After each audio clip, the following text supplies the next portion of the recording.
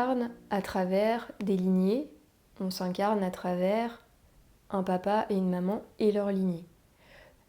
Ce schéma-là, on pourrait le simplifier en disant qu'on se plante pour pousser, et donc on vient se planter dans une terre, et la terre est d'une certaine qualité.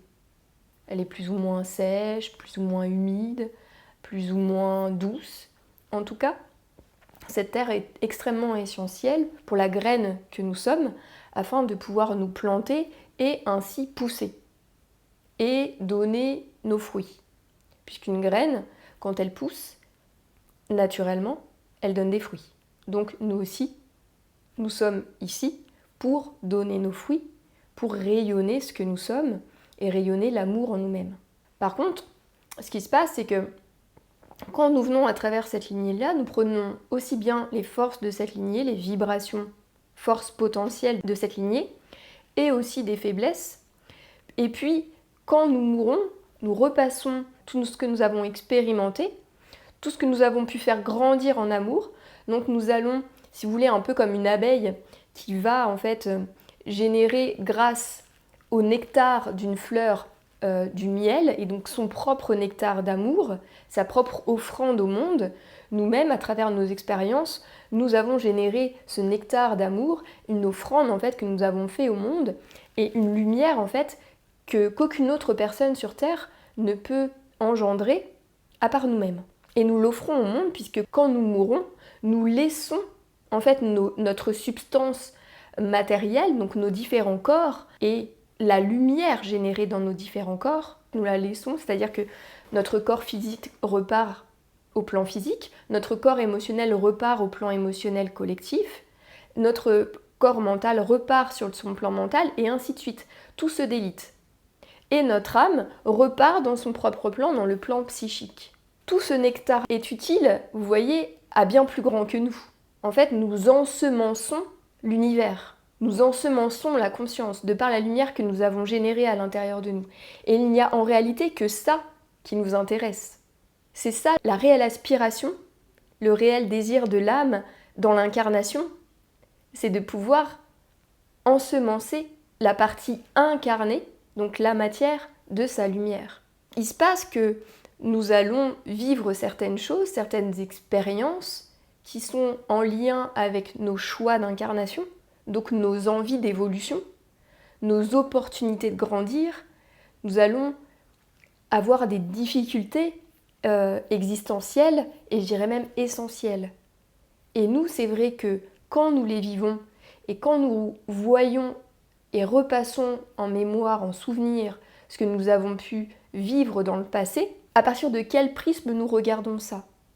Est-ce que nous le regardons à partir effectivement de notre propre enfant blessé, de notre propre souffrance, ou bien nous le regardons d'une manière beaucoup plus haute, beaucoup plus élevante, beaucoup plus de ce fait lumineuse et haute en vibration, comme en réalité une opportunité de croître. Et nos blessures, en réalité, elles sont là pour ça.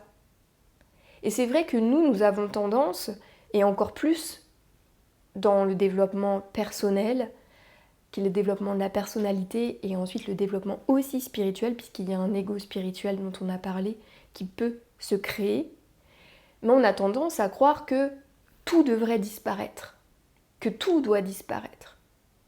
Qu'à chaque fois, si finalement une synchronicité apparaît dans notre vie, c'est qu'elle nous enseigne que ce que l'on est, ou ce que l'on vit, ou ce que l'on ressent est mal, entre guillemets. Mais pas du tout. En réalité, ça se passe comme prévu. C'est-à-dire que nous vivons non pas forcément ce que nous voulons, mais nous vivons ce dont nous avons besoin de vivre. Ce qui est complètement différent. Et ce besoin de vivre, il n'est effectivement pas un besoin de la personnalité, puisque c'est bien ça qui vient à un moment donné se confronter en nous, en disant mais pourquoi je vis ça? Et on vient se mettre dans cette position de je subis, je suis victime, or qu'en réalité, si nous nous mettons dans la position de je suis celui qui observe, je suis l'expérience et le sujet de l'expérience, eh bien je me détends et puis je prends conscience que ce que je suis en train de vivre, cette synchronicité, elle est là pour me faire grandir. C'est vraiment un réel cadeau qui est placé là sur mon chemin, dont j'ai besoin pour générer ce nectar d'amour et ensemencer ma propre terre intérieure. Et de ce fait, ensemencer la terre plus grande que moi. Et ce qu'il y a de superbe en ce moment, dans les temps actuels que nous vivons, c'est que cette lumière, elle descend indéniablement. Donc on parle effectivement d'ascension, mais en réalité, l'ascension, nous la voyons comme quelque chose qui monte et dans laquelle on devrait finalement léviter ou s'élever. Mais ce qu'on n'a pas bien intégré, c'est que cette ascension, c'est avant tout une descente. C'est avant tout une descente de la conscience, une descente de la lumière qui vient faire pression sur toutes nos peurs les plus profondes, sur toutes nos blessures les plus profondes. Et cette pression, elle n'est pas là pour nous dire, là, à cet endroit, regarde comme tu es encore petit et que tu ne sais pas encore faire. Non, non, ce n'est pas ça l'idée. L'idée, c'est de pouvoir mettre de la lumière sur ces aspects les plus grossiers en nous. Et non pas pour nous dire qu'on ne sait pas encore faire, mais pour nous apprendre à aimer ce que nous sommes, à aimer ce que nous avons traversé, à aimer ce qui a été, à honorer ce que nous avons traversé, à honorer ce que nous sommes, à honorer ces petites parts et ces petites ombres à l'intérieur de nous. Et ça, effectivement, ce qui permet d'honorer, ce n'est pas le juge intérieur, ce n'est pas l'enfant blessé, ce n'est pas s'identifier à notre propre souffrance ou continuer de s'y identifier, mais de pouvoir mettre de la conscience sur ce que nous vivons. Et s'identifier à la conscience en nous, avant tout, qui observe, qui vit, qui vibre et qui aime. Et de s'ouvrir à ce regard amoureux sur nous-mêmes. Et effectivement, pour moi, la médecine de la douceur est une réelle clé. C'est-à-dire que quand une blessure se présente, on pourrait la voir comme un petit enfant à l'intérieur de nous. Un petit enfant, au-delà de dire qu'il est blessé, un petit enfant qui ne sait pas, qui est un peu perdu. Qu'est-ce qu'on offre finalement à un enfant qui est perdu, qui ne sait pas ou qui est malade? On lui offre de l'attention, on lui offre de la douceur, on lui offre une présence réconfortante, chaleureuse, on lui offre de l'indulgence, on lui offre de l'écoute, on lui offre de l'amour. Donc on offre l'aspect mère en nous, la douceur d'une mère en nous. Offrir cette douceur d'une mère en nous permet instantanément à cette blessure d'avoir le droit d'être, d'exister, de s'exprimer, de se dire, puisque c'est ce qu'elle cherche, cette blessure, en faisant son apparition dans nos vies. Elle cherche à se dire, elle cherche à exprimer une forme de vérité qui vibre en nous. Donc si nous lui offrons en fait cet espace, eh bien elle va s'apaiser d'elle-même. Et c'est bien différent de se dire mentalement, je vais chercher ce qui va pas et je vais guérir, et il faut que je guérisse de cette blessure. C'est pas pareil. Ce n'est pas du tout la même posture. Dans cet espace de douceur, c'est comme si j'ouvrais les bras et que j'accueillais. Donc je suis plus en lutte avec ce que je suis, avec ce qui vibre, avec ce qui me touche, mais je l'accueille pleinement. Je l'accepte pleinement. Je laisse vivre, je l'écoute, je le reconnais. Et en reconnaissant cette blessure, cette émotion, naturellement, elle se guérit d'elle-même. Par la suite, elle vient m'aider et me soutenir. En fait, en offrant cette douceur à moi-même, je retrouve un soutien naturel. Je m'offre ce propre soutien. Et en m'offrant ce soutien, vient naître intuitivement une manière de me positionner, une manière aussi de me dire. Puisque ce qui n'était pas entendu, ce qui n'avait pas le droit d'être entendu, vient me donner le courage de me dire. Vous voyez que en me donnant et en m'offrant cette douceur, finalement ce mécanisme vient générer en moi une confiance, un soutien, et vient ensuite générer un positionnement, une intégrité, voire même une autorité naturelle à ce que je suis, à ce qui fait sens pour moi. Et en ce moment, cette lumière qui descend de manière très forte, et même, je dirais, elle est tellement forte que ça nous invite indéniablement à porter un regard à l'intérieur de nous. Ça vient vraiment mettre en lumière nos schémas récurrents, vieux, anciens, pour nous permettre de non plus tourner des pages, mais des dossiers entiers, des volumes en fait de notre propre histoire, et enfin toucher à notre soleil intérieur. Enfin toucher à cette grâce et vivre dans cette conscience.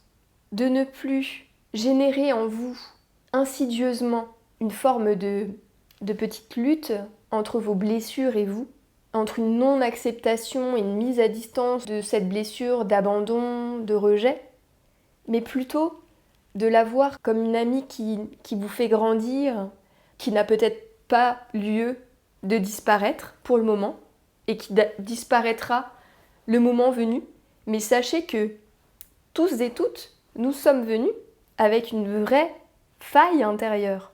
Et que cette vraie faille, c'est notre point de croissance le plus fort, le plus puissant. C'est de là que naît en fait notre empuissancement.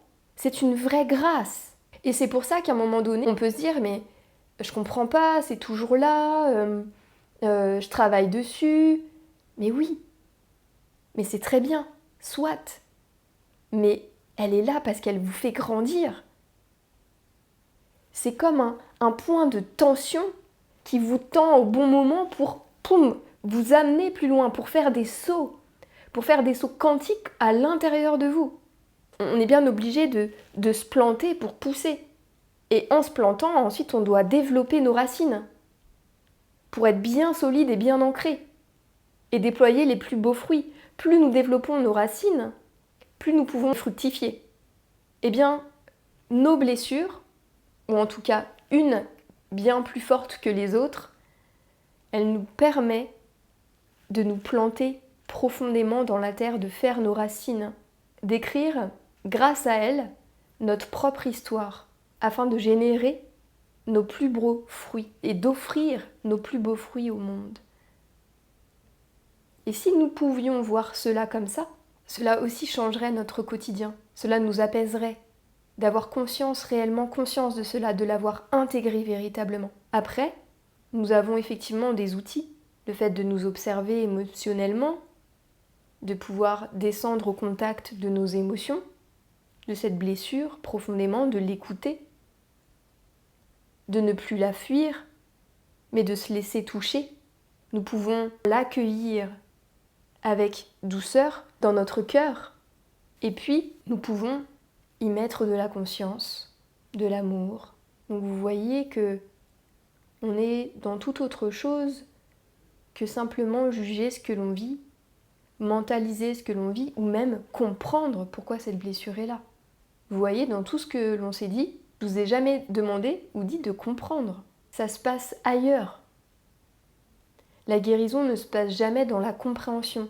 C'est une première étape, oui, quelquefois qui est importante et nécessaire par rapport à là où nous en sommes et qui nous sommes. La réelle guérison, elle viendra jamais de cet espace de compréhension, mais elle vient toujours de cet espace d'amour en vous, de votre capacité à accueillir, d'ouvrir votre cœur à ce que vous êtes. Une manière la plus simple qui soit. Par exemple, tu prends la blessure de rejet, en moins, ça me fait ci, ça, et en plus, les avantages à cette blessure, mais pas que ça. C'est-à-dire, si tu arrives à la traverser, qu'est-ce que ça va t'apporter? Un peu comme des difficultés que tu as déjà rencontrées. Et si tu reprends des difficultés que tu as déjà rencontrées et que tu as réussi à les dépasser, qu'est-ce que ça t'a apporté ça? Et donc de permettre aux enfants de parler de ça avec eux, en leur disant, mais tu sais, une fois, t'avais peut-être peur de telle ou telle chose, où il s'est passé ça à l'école, tu te rappelles, t'étais angoissée comme ci, comme ça. Tu te souviens de cette expérience, mais t'as réussi. Qu'est-ce que ça t'a apporté d'avoir au départ cette peur et de la dépasser? Qu'est-ce que t'en retires? Pareil pour nous. Qu'est-ce qui fait que dans nos difficultés, ou dans la difficulté actuelle, qu'est-ce qu'elle m'apporte? Qu'est-ce que je peux en tirer? Ça, c'est intéressant, de mettre de la conscience aussi sur ce que l'on vit, sur cette difficulté du moment. Cette blessure, elle vient vous polir. Un peu comme si vous voulez, on prendrait de la matière assez grossière, imaginons, poum, un bloc d'argile, grosse blessure qu'on voit bien, poum, et puis finalement, plus cette blessure, elle vous travaille, plus elle est malléable, donc plus tous vos corps deviennent malléables, et que comme elle devient malléable, vous pouvez commencer à sculpter l'argile, à sculpter cette matière. Et en la sculptant, en la polissant, ça devient une œuvre d'art. Et bien c'est ça notre ouvrage. C'est de faire de notre vie une œuvre d'art, de faire de la matière une œuvre d'art. Et pour ça, c'est la conscience et la lumière à l'intérieur qui est présente et qui polie la matière, qui vient rendre les corps malléables, chacun de nos corps malléables, et qui polie, qui sculpte au fur et à mesure, au fur et à mesure, au fur et à mesure, pour que nous devenions en fait une véritable œuvre d'art. Nos blessures sont aussi là pour ça. Elles nous accompagnent dans cette transformation intérieure, dans cette transformation de la matière. Nous sommes tous et toutes là pour ça, pour transformer la matière et la diviniser. Faire descendre la lumière dans la matière. C'est tout le process de l'incarnation. Donc oui, en ce moment, nous sommes amenés à pleinement nous incarner, à être dans notre corps, à reprendre soin de nous, reprendre soin du corps, reprendre soin de notre santé. Véritablement décider de nous incarner. Et même si nous ne voulons pas, nous sommes appuyés sur nos blessures d'incarnation. Tout prend sens et corps à travers notre propre corps. Et dites-vous que dès qu'une blessure apparaît, c'est bon signe. Voyez-le avec le sourire comme ça, dire « Ouais, je suis en train de polir. Là, je suis en train de polir mon ouvrage intérieur. » C'est bien plus joli de dire « Oh, j'ai une blessure qui est là, merde, va falloir que je regarde, que je travaille sur moi, j'ai encore ce dossier-là qui est ressorti. » Vous voyez, c'est pas la même posture qu'on prend vis-à-vis de soi. C'est « Ah, elle est là, waouh !» Ça veut dire que je suis invitée. Là, j'ai une invitation du divin qui ne m'a pas lâchée. Il est là, toujours présent à côté de moi. Et il m'invite à me polir, à m'embellir, pour que je puisse réaliser ma plus belle sculpture. C'est réellement une grâce.